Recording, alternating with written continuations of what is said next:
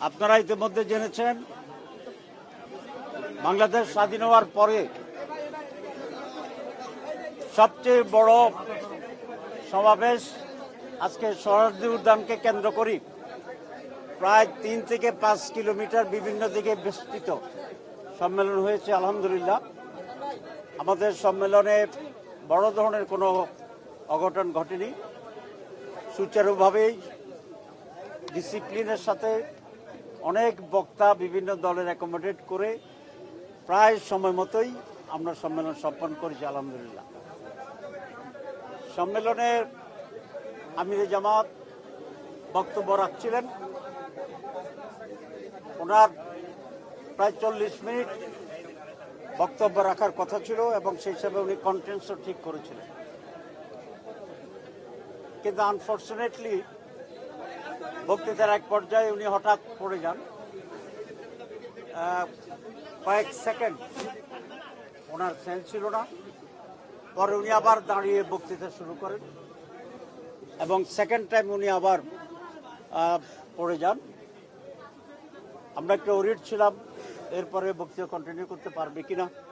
আমরা সকলে রিকোয়েস্ট করেছিলাম মিটিং আমরা শেষ করে দেই, কিন্তু উনি যেটা বলেছেন যে এতগুলো মানুষ কষ্ট করে আসছে, এখানে আমার কিছু জাতির কাছেও কিছু বক্তব্য যাওয়া দরকার। সেই পরিপ্রেক্ষিতে উনি বসেই বক্তৃতা দেওয়া শুরু করেছেন। ডাক্তারদের খুবই কড়া সিদ্ধান্ত ছিল উনি যেন কোনোভাবেই বক্তৃতা না দেন।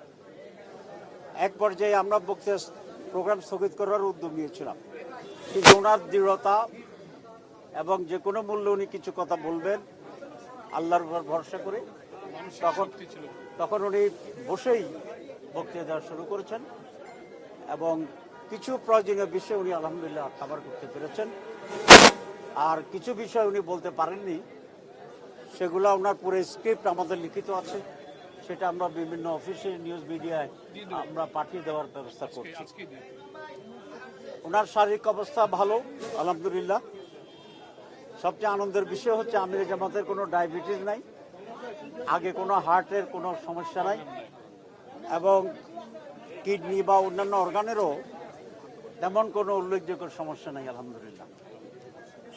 উনি আসার পরে ডাক্তাররা এসেছেন, এখানে অনেক ডাক্তার আছে এটা তো হসপিটাল, এবং বিভিন্ন ডিপার্টমেন্টের লোকেরা চেক করেছে। ওনার হার্টের ডাক্তার আসছেন, স্পেশালিস্ট আসছেন, নিউরোলজির স্পেশালিস্ট আসছেন, অর্থোপেডিক্সের স্পেশালিস্ট আসছে, মেডিসিনের স্পেশালিস্ট আসছে এবং